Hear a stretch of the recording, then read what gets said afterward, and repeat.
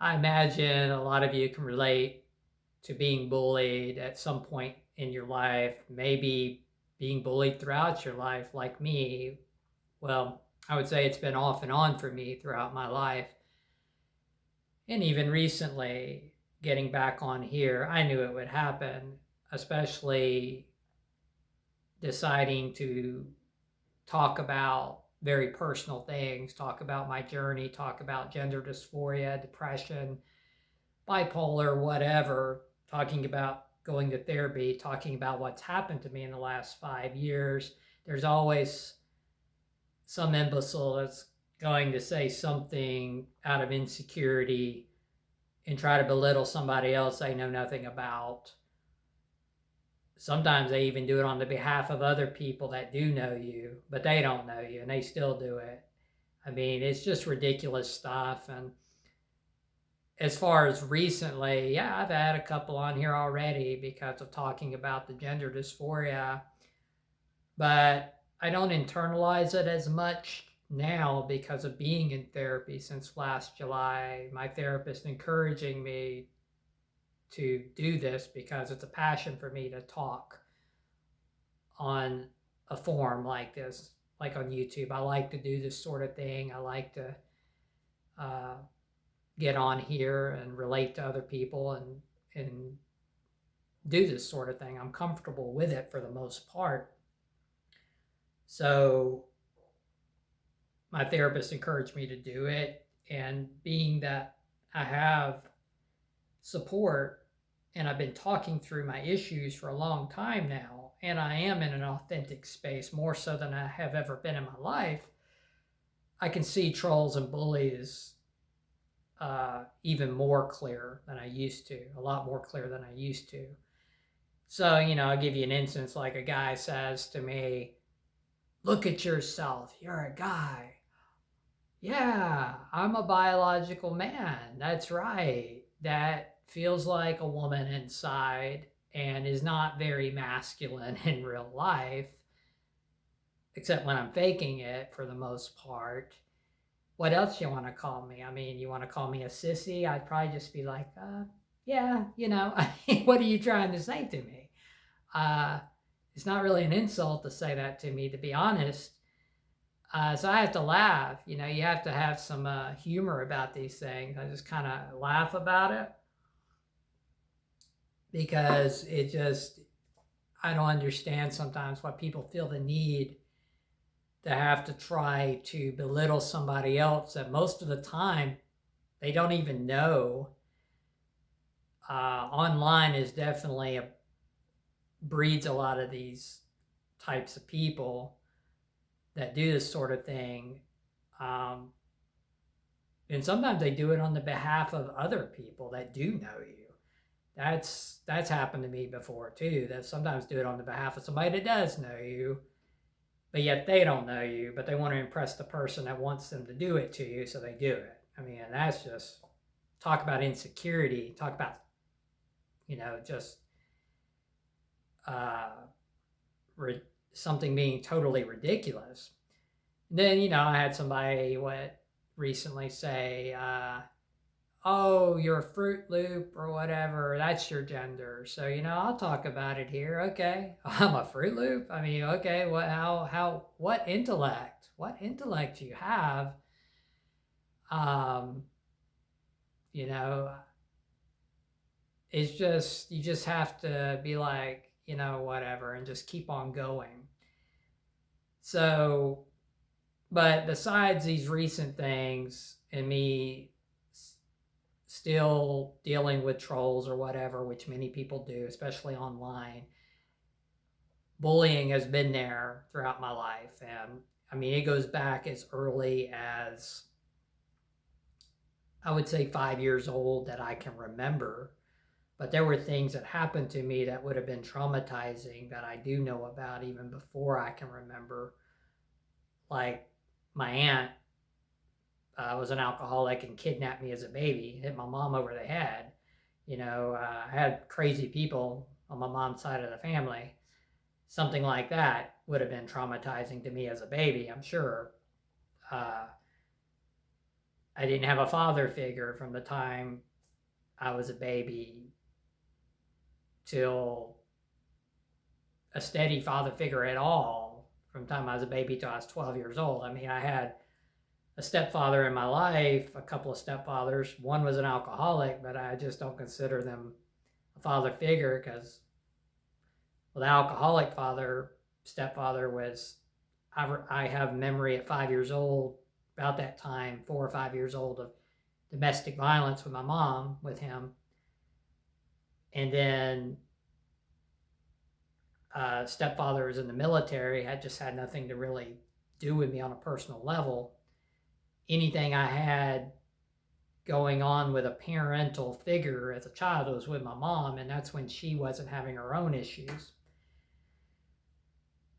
And there was a lot of chaos, different chaotic moments throughout my childhood. There was moments of stability, a lot of times of instability, and then there was the bullying. So, I'd consider what the alcoholic stepfather did was bullying because of me witnessing the violence, the domestic violence. But then when I was in school, there was bullying. So from as early as, I'd say, first grade, this is an incident I've never talked about, and just recently told my mom, and I'm sure it had a profound effect on me from like 6 years old, where I'd be riding on the school bus, and when I was in first grade, at that time we was living in southern Alabama, and our school, the elementary school, was near the middle school and high school, so we'd also pick those students up, and all the kids would be riding together. And a much older girl, she was at least probably in middle school, and I would get stuck sitting with her and talk about mean as hell. She would grab me in my lower region, just do it to do it. I'm 6 years old, she'd grab me in my lower region and just squeeze, and then whisper and threaten me that I better not tell anybody. I'm 6 years old, I don't know any better. You're talking about this going on around 1981, and I was scared to death to tell anybody. I never did. So, like I said, just recently, I told my mom this was something that had happened to me, and who knows how many days I put up with that on the school bus before I didn't have to deal with this. Probably, maybe till the time we moved. Many times I moved in my life as a child. From there, but that was traumatic. Not as traumatic as I realized, having you're being violated. That's definitely being totally violated as a kid. And it's not something I've processed till recently, that that I was being violated like that. It's really horrible. But anyway, yeah, going into second grade, maybe third grade, I'd have this kid that used to just hit me in the stomach at lunchtime or PE time or whatever. I had no kind of father figure that taught me anything about defending myself or took up time with me to probably learn things that were more of a masculine way. I just didn't have that. Now, my mom would show up at school at certain incidents, and she would go off on teachers or the principal or whatever, but this stuff still happened. And there were some couple of school years where I didn't really get bullied. So it wasn't like a constant, but it was off and on throughout childhood that these types of things would happen. So, as all the bullying's going on, we're moving place to place. Like I said, the first two stepfathers I had, there just wasn't much interaction with me. And by the time my stepdad, well, I consider my dad now, that's been with my mom since I was 12 years old, came around, a lot of damage had already been done, and then there was issues with me and him too, and he had issues, and my mom still had issues. There was just a lot of stuff, and Uh, but the worst of the bullying, the really worst of it, on top of all these chaotic things that happened in my childhood with moving and some, I say chaotic because there were times where power was turned off. There was time we were evicted from a house. There was a lot of different stuff. There was times that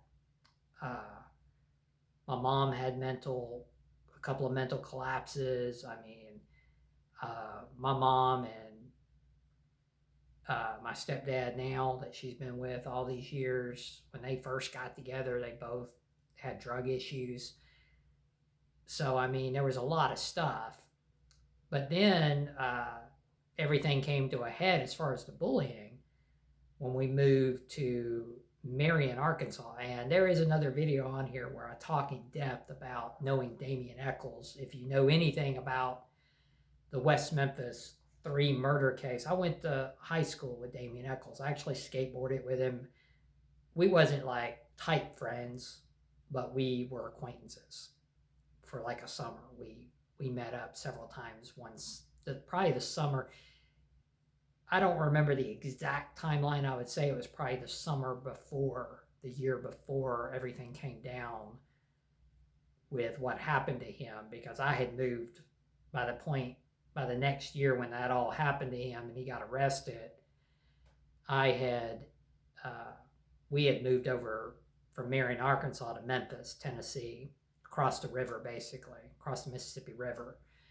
But if you scroll down my videos, not too far, I talk about my time more, just specifically, mostly about that time. But I'm going over it a little bit more now because Marion, Arkansas was the worst of any bullying I'd ever dealt with. It was very traumatizing, and on top of stuff I'd already been through, but this was just bad because that town, it was just so backwards. We had moved there from the Orlando, Florida area, specifically Winter Park, which is like a suburb of Orlando. And the culture shock of that it was like totally different. It was night and day. Down in Florida, there was a lot of interracial interaction. Things were a lot more progressive as far as, all my friends were Black and Hispanic and Asian, except for one white friend. And go to Arkansas, and it seemed like you were going back in time. We got there in about 1991, I guess it was, maybe around that time frame. And at lunchtime, the Black kids would still hang out by themselves, eating lunch. Not that it had to be that way. It's just you could tell there was still a lot of this seclusion that would happen. You didn't see all this intermingling like you would down in Florida, which was, I didn't know what to make of that. And the kids there, the popular kids were all dressed, the best way I could describe it's like cowboys. They all wore their button downs, and they all wore these steel tip cowboy boots, and I wore skater clothes, and I wore pants with a lot of buttons on them. And the designs I wore were a lot different because that's what we wore down in Florida. And these kids up here, or in Arkansas, they didn't like that at all. And not to mention, skateboarding wasn't as dominant at all. Besides Damien that summer, there was only one other kid I knew that skateboarded. But down in Florida, there were skateboarding parks back in that time. And it had, all my friends that I hung out with, we all had skateboards. We even turned a tennis court into the apartment complex we lived in. I don't know how we got away with it, but they let us do it. We turned one of the tennis courts into a skateboarding area. We took over one of the tennis courts and put ramps in there. And I got big into it. It was jumping ramps, and learned how to do a lot of tricks and learned how to do all this stuff. Something I enjoyed, that was a good escape for me. But in Marion, it was very hard because just nobody hardly doing it at all.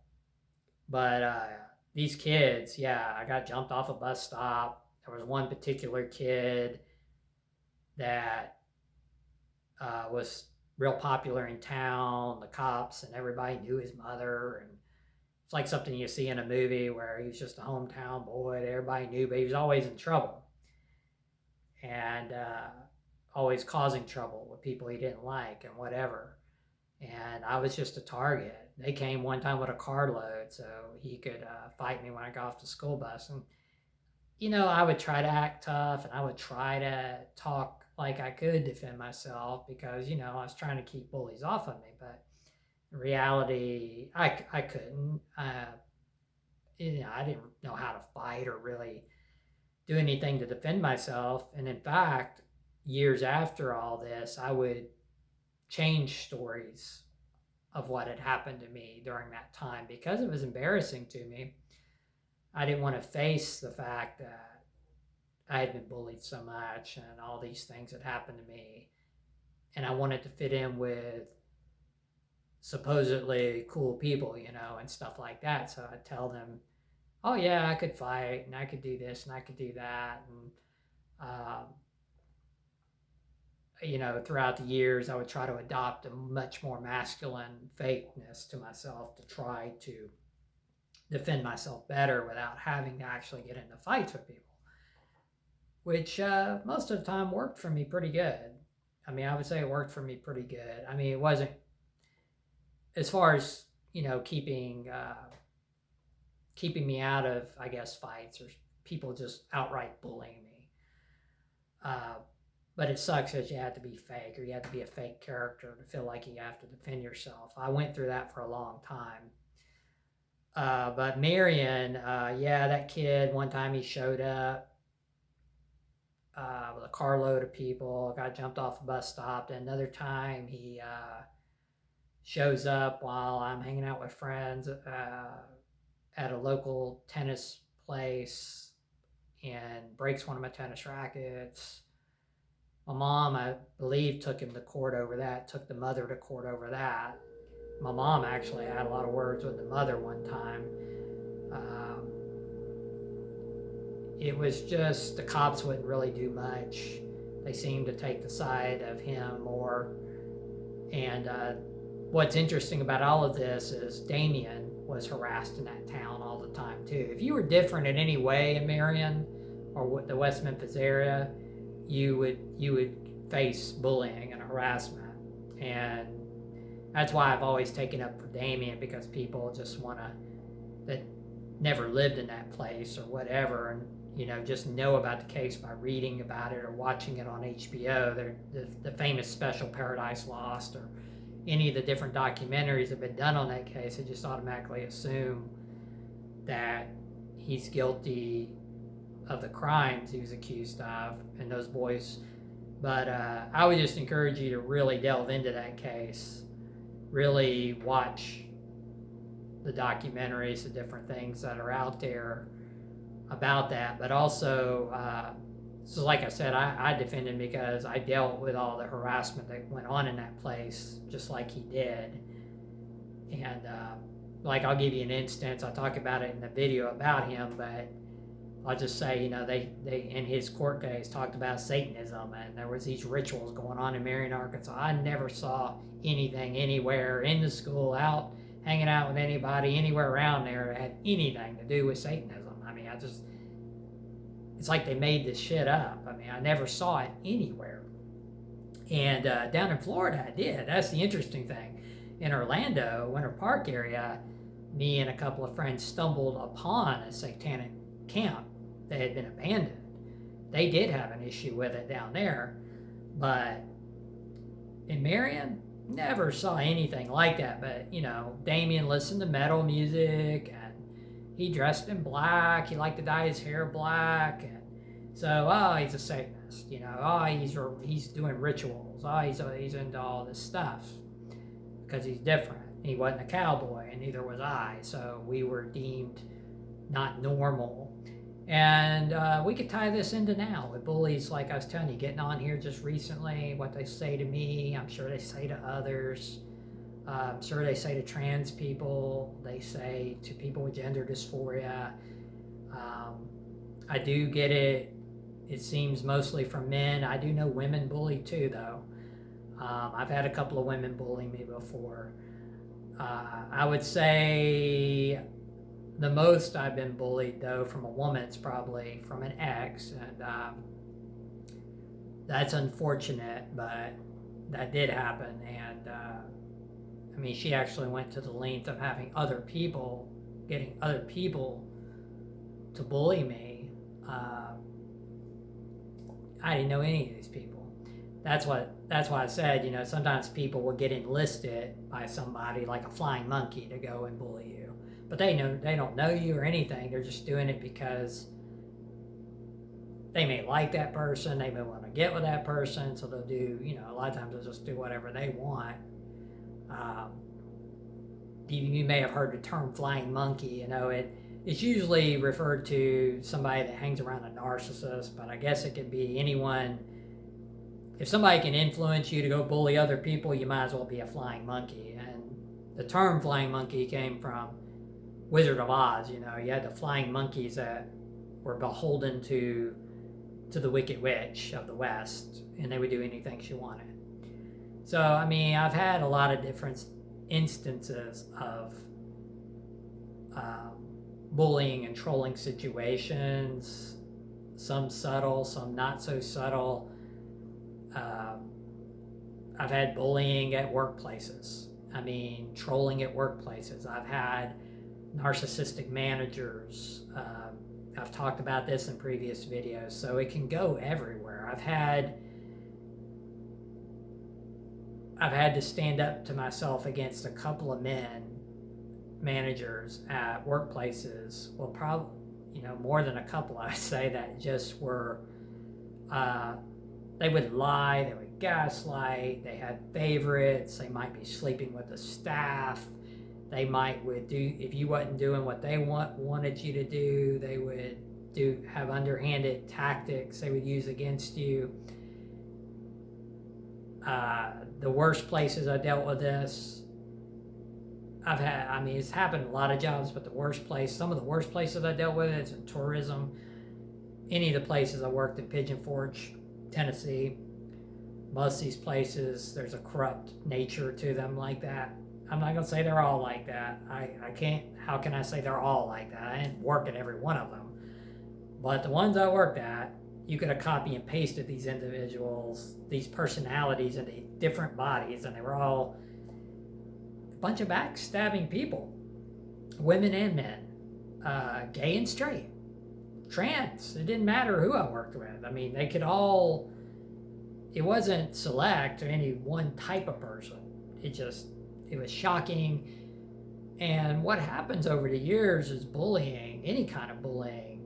I think there's a lot of trauma that comes with that. And it affects a person, and I think it affects so many people to where if you are surviving in society, a lot of times you adopt a fake personality, especially if you have personality problems like I've had. You try to come up with strategies and coping mechanisms to deal with it. And a lot of times that's the fake personality. In my case, a lot of times fake masculinity.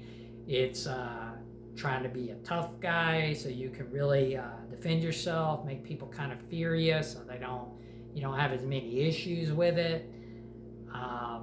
But God forbid you try to be yourself. You try to actually be authentic because you're scared. You're scared you're really going to be bullied then, and people are really going to give you a hard time then, because let's face it, look how society can be. It is better than it used to be, but there's still so many people out there now that still are as mean as hell as they possibly can be to other people. Now let's explore why they are like that. And how can you really defeat this? if you're going through this, if you're going through bullying, you're going through trauma from it, you've been going through it, maybe you're currently going through it, whatever, what I would say to you is remember you're valid. You're valid no matter what these people are saying. I mean, if you're being authentic, if you're being yourself, if you're not being a fake person, if you're not hurting anybody else, if you're not going out causing some harm to somebody else, you should be able to talk about what you want to talk about, like on here, or you should be able to go out in society and live in peace. If you're not doing anything to infringe on somebody else's rights, if you're not going out and pushing something on somebody else, and you're just doing your own thing, living your life, then nobody else should be able to infringe on you and constantly try to put you down and belittle you, and you have to put up with that. So what I would say is just don't internalize it. If somebody says something mean to you about your looks, about your gender, about who you want to be, about who you are truly as a person, about things they deem not masculine enough or feminine enough or whatever it is, I know it's hard, but just try not to internalize it to a point, because it's not a reflection of you, it's a reflection of them. It's a reflection of their own insecurities. It's a reflection of them having their own issues. And a lot of times when they are bullying you about something, there's a lot of times the very thing they're bullying you about is an internal issue they have themselves. Something going on in them that they see in you, but they're going to attack you because you're not following the status quo, and you're not being like everyone else out there. You're not conforming. You're not, like in my case, I'm not being a stereotypical male. I'm so sorry. Oh, I'm a sissy. Oh, well. Oh, I'm too feminine for you. You don't like my makeup. Oh, so what? You know, it's just ridiculous. And it gets to a point where you just realize that it's just ridiculous. And if you look at some of these people's profiles that do say something to you, they'll have some of the most, you can look at them and tell they've got some major problems, and that they themselves should be talking to somebody. And I'm not saying that out of meanness. I'm saying they should be also having therapy, talking to somebody, working through their issues, instead of going and attacking somebody else, somebody they don't know, just because they think it's cool, or they're trying to impress somebody, or they're somehow thinking that they're impressing themselves, or they're getting some kind of sick supply to themselves out of it, out of some sort of internal narcissism. So that's where I've come to now, and my therapist has helped me a lot with that.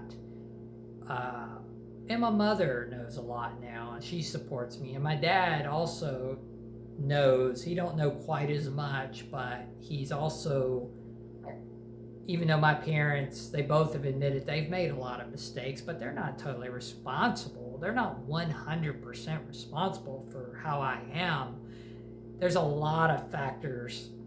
I will tell you this too. There's just a lot of factors that go into somebody being gender dysphoric, or having body dysmorphia, or personality disorders.